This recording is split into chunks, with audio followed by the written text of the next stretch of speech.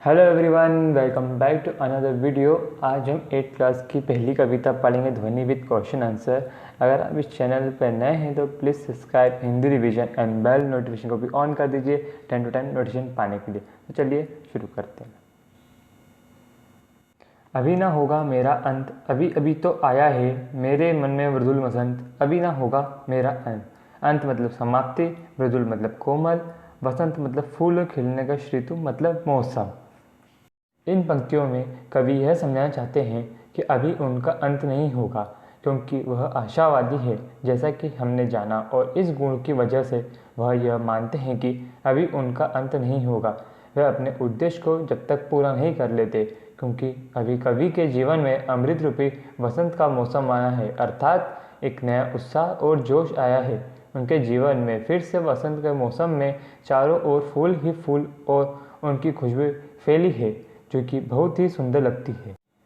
हरे हरे ये पात, डालियाँ कलियाँ कोमल गात, मैं ही अपना स्वप्न बदल कर फैलाऊंगा निंदित कलियों पर, जहाँ एक प्रत्युष मनोहर।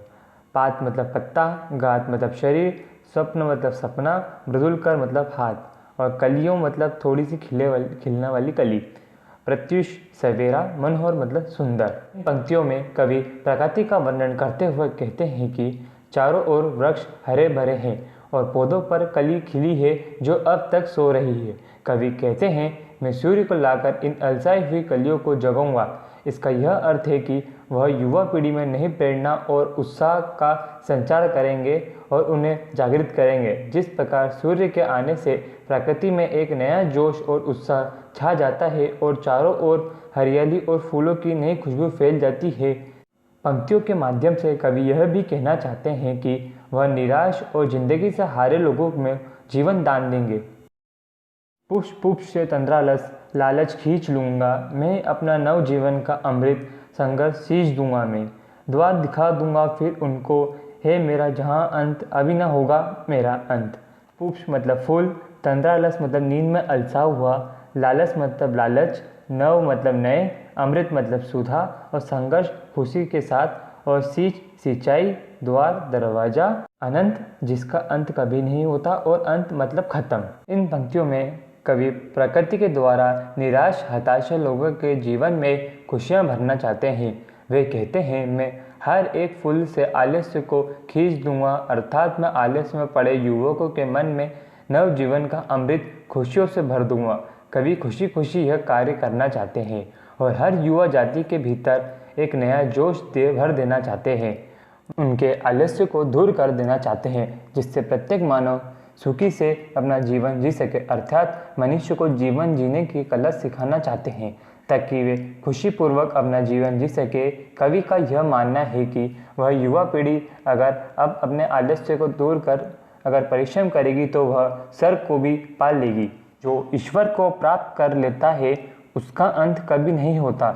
इसका यह अर्थ है कि जो जीवन की वास्तविकता का आनंद उठाते खुशी खुशी हर मुश्किल से पार कर पाते हैं, उसका अंत कभी नहीं होता।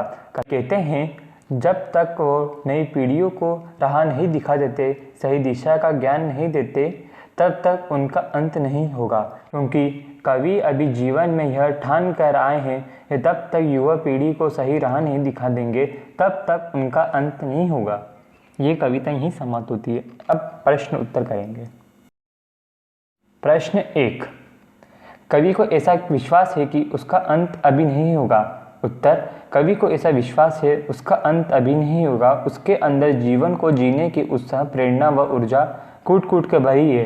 एक मनुष्य तभी स्वयं का अंत मान लेता है जब वह अपने अंदर उत्साह को कम कर देता है, परंतु कवि के अंदर ये तीनों प्रचुर मात्रा से है, तो वह कैसे स्वयं का अंत मान ले। इसलिए उनका विश्वास है कि वो अभी अंत की ओर जाने वाले नहीं हैं।